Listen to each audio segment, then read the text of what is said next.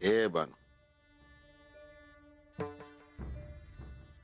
कसला विचार करतीयस? काय बी नाही बा. मला काय कळना होय. मला ठाव आहे आता तुझ्या मनामध्ये कसला तरी विचार चालू आहे.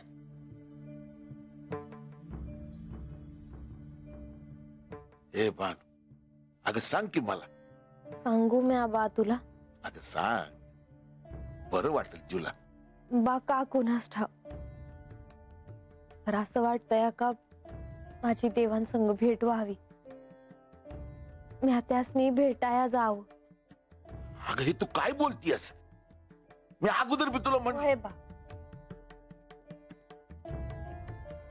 मला असं वाटतंय का मी देवांसंग जेजुरीला जावं, त्यासनी भेटावं, त्यांच्या संग बोलावं, त्यासनी डोळं भरून बघावं.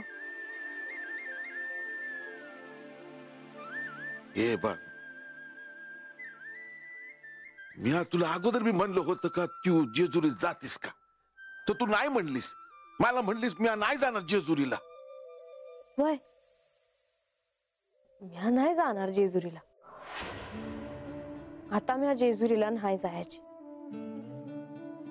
पण मला देवासनी भेटावं वाटलं. यात कुठं काय चुकीचं आहे? वय ग, ते बी आहेस म्हणा. पण आता तू काय करणार आहेस? जाणार आहेस का जेजुरीला? नाही बा, मी जेजुरीला नाही जाणार.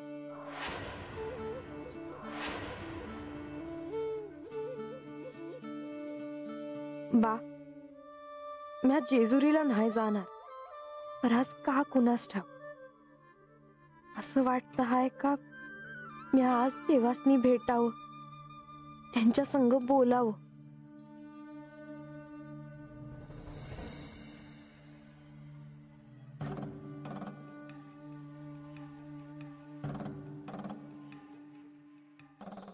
अहो,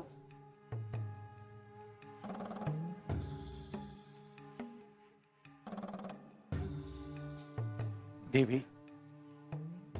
तुम्ही अद्याप झोपला नाहीत? बरीच रात्र उलटून गेली आहे.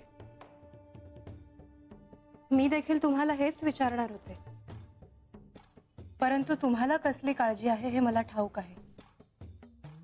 म्हाळसा भेटल्या तुम्हाला?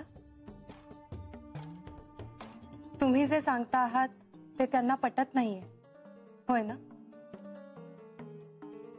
होय देवी, त्यांचं मन हे मान्य करत नाही की श्री खंडेराय बाणाईच्या वाड्यात नाहीत. ज्या अर्थी तिथे प्रकाश दिसतो आहे त्या अर्थी निश्चितच कोणीतरी तिकडे आहे, आणि श्री खंडेराय सोडून इतर कोणीही तिथे जाणार नाही असं त्यांना वाटतंय. आता काय करायचं? काय करणार? श्री म्हाळसा देवी म्हणतायत की जोपर्यंत त्या स्वतः जाऊन तिथे बघत नाहीत तोपर्यंत त्यांचा ह्यावर विश्वास बसणार नाही.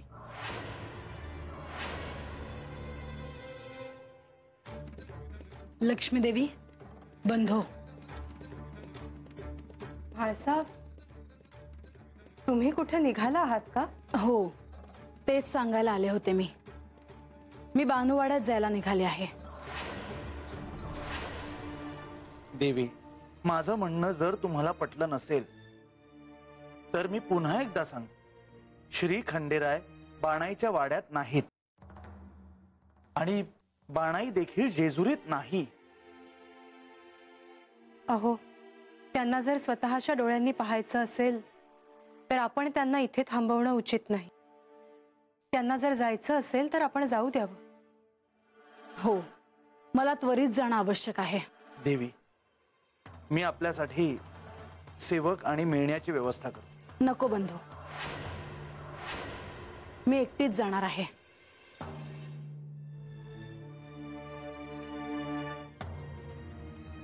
म्हाळसा, तुम्ही थांबा असं मी म्हणणार नाही, परंतु रात्रीचा प्रहर आहे. तुम्ही असं एकटीनं जाणं म्हणजे... देवी, मी तिथे येते आहे हे कोणालाही कळता कामा नये. जसं आपल्याला हवं असेल तसंच होईल देवी. येते मी.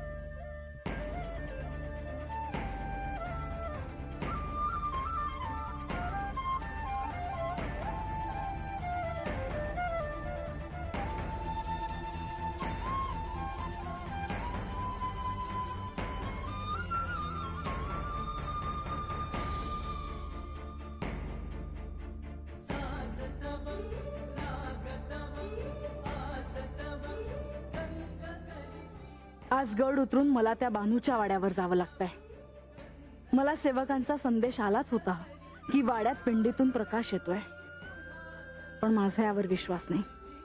मी गड उतरून वाड्यात पोचले की सत्य काय आहे हे मला कळणारच आहे.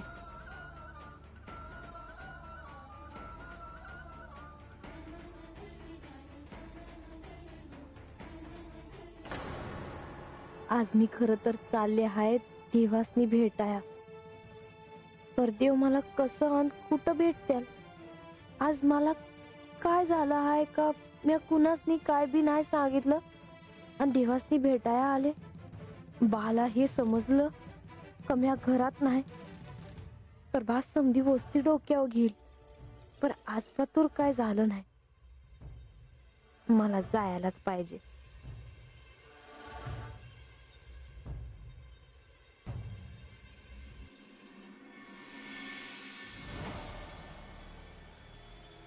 म्हाळसा देवी, माझा या मल्लासुराचा प्रणाम स्वीकार करावा. तुला गडावर येण्याची अनुमती नाही, त्यामुळे गडाच्या बाहेर पडल्यावर तुझी भेट होण्याचा संभव असतो.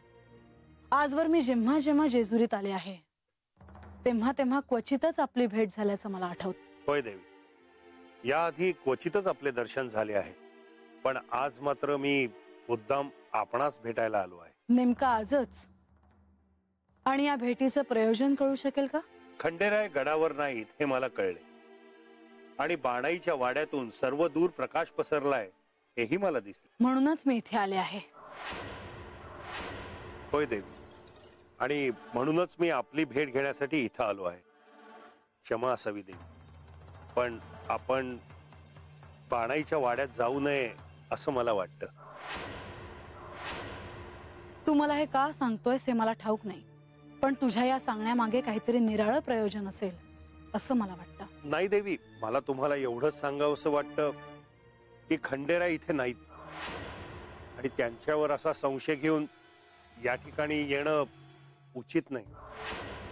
देवी, मी माझ्या अशा वागण्याबद्दल पुन्हा एकदा तुमची क्षमा मागतो, पण मला हे सांगणं आवश्यक वाटलं म्हणून मी इथे आलो. कोणी मला कितीही सांगितलं तरी मी माझ्या निश्चयापासून तीळ मात्रही हलणार नाही.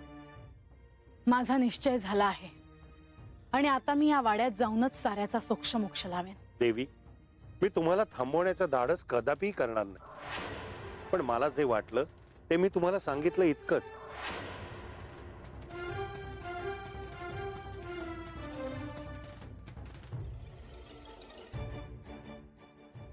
अहो, आता जे घडलं आहे त्याचा पुन्हा विचार कशाला करायचा? आपण सांगितलं म्हाळसा देवींना, परंतु त्यांना स्वतःच्या मनाचं समाधान करायचं होतं म्हणून त्या गेल्या आहेत. आता आपण त्याचा अधिक विचार नको करायला. होय देवी, आपण जे म्हणता आहात ते योग्य आहे आणि म्हणूनच मी ह्याचा विचार करत नाही आहे. मग कशाचा विचार करता आहात तुम्ही?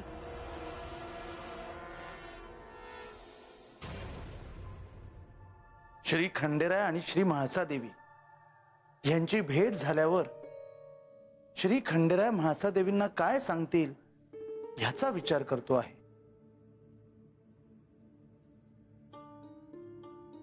म्हणजे जाण्याआधी श्री खंडेराय तुम्हाला भेटून गेले होते तर?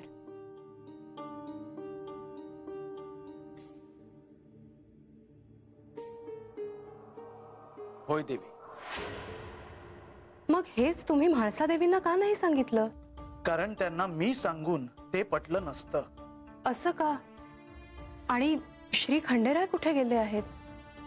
देवी, श्री खंडेराय कुठे आहेत हे तुम्हालाही कळू शकेलच.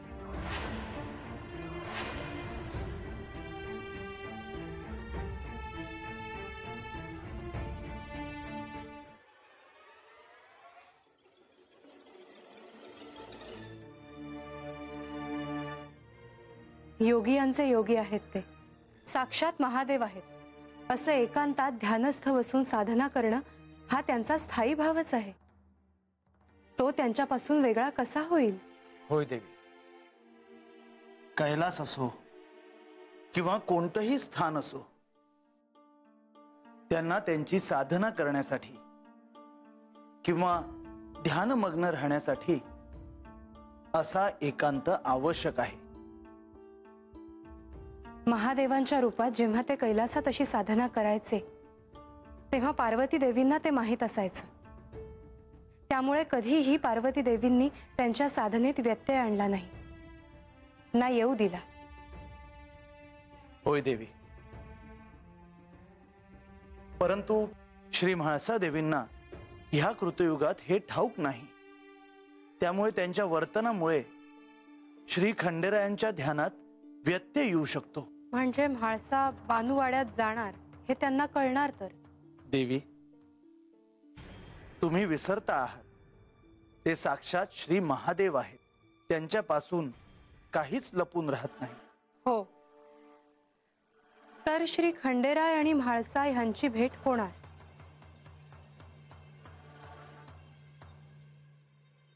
म्या म्हाळसाताईसनी वचन दिलं आहे का म्या जेजुरीत नाही येणार. मला ते वचन नाही मोडता येणार. म्या काय करू? देवांची माझी भेट नाही झाली तरी चालेल, पण मला माघारी फिरायला पाहिजे.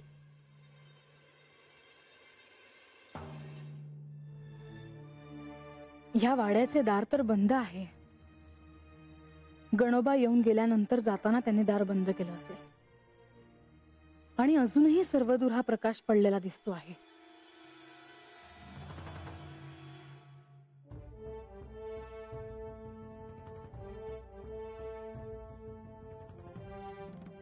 मला हे इथेच आहेत याची खात्री आता अधिकच पटू लागली आहे आणि ती बानू देखील आत असणार याची देखील मला खात्री आहे.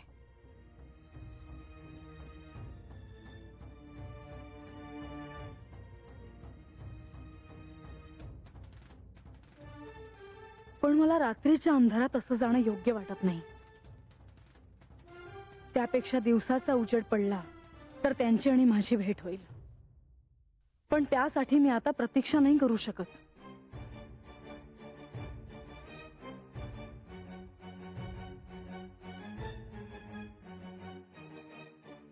हे सूर्यदेव. प्रणाम देवी. आपण मला बोलावले? हो सूर्यदेव, माझी अशी इच्छा आहे की आत्ता दिवस व्हावा. तुम्ही आत्ता या क्षणी हा रात्रीचा अंधार दूर करून तुमच्या तेजाचा प्रकाश पाडावा. क्षमा असावी देवी, परंतु हे निसर्ग नियमांच्या विरुद्ध आहे. मला ते ठाऊक आहे, पण ही माझी आज्ञा आहे असं समजा. देवी, तुमची आज्ञा मला शिरसावंद्य आहे. तुमची इच्छा पूर्ण होईल.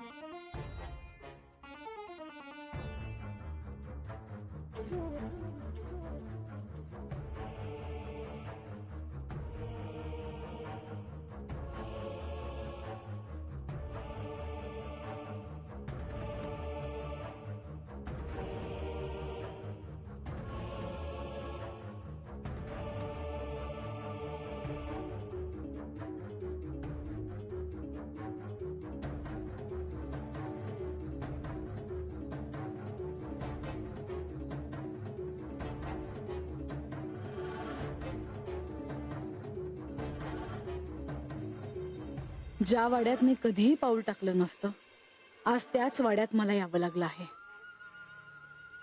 सर्व ठिकाणी हा प्रकाश पडला आहे, पण हा प्रकाश कुठून येतोय? आणि हे असं काहीतरी अनपेक्षित घडतं. रात्रीच्या वेळी दिवस होणं हे निसर्ग नियमाच्या विरुद्ध आहे. श्री खंडेरायांना देखील हे आवडलं नसणार. हे म्हाळसा देवींनी का केलं असावं? श्री खंडेराय आणि बाणाई त्यांना न सांगता एकांतात भेटले आहेत असं त्यांना वाटतंय. त्यातून त्यांनी भर रात्री सूर्यदेवांना आवाहन केलं आणि सूर्यदेव श्री म्हाळसा देवींच्या आज्ञेचा भंग नाही करू शकत. परंतु श्री खंडेराय आणि बानू एकत्र नाहीत हे म्हाळसा देवींना कोण आणि कसं समजावून सांगणार? आपण आपल्या पद्धतीने प्रयत्न केले होते, परंतु नाही, तुम्ही अधिक हस्तक्षेप केला नाही हेच उत्तम आहे. देवी, मी श्री खंडेरायांना म्हणालो होतो की ते इथे नसताना मी इथे काहीही अनुचित घडू देणार नाही. हो, परंतु काहीही अनुचित घडू नये म्हणून तुम्ही प्रयत्न केले आहेत. आणि म्हाळसा देवींना इथे थांबवण्याचा आग्रह केला असता तर काय घडलं असतं हे सांगायला नको? देवी, मी त्वरित गड उतरून श्री म्हाळसा देवींना गडावर परत घेऊन येतो. नाही, ह्या क्षणी तुम्ही त्यांना थांबवू नये. का? कारण बानूवाड्यात कोणीही नाही हे त्यांना कळणारच आहे. आणि श्री खंडेराय त्यांना तर आतापर्यंत सर्व काही जाणवलंच असेल. हो, परंतु मला श्री खंडेरायांना भेटायला हवं. नाही, त्या दोघांची भेट होणं आणि त्यांनी एकमेकांशी बोलणं आवश्यक आहे.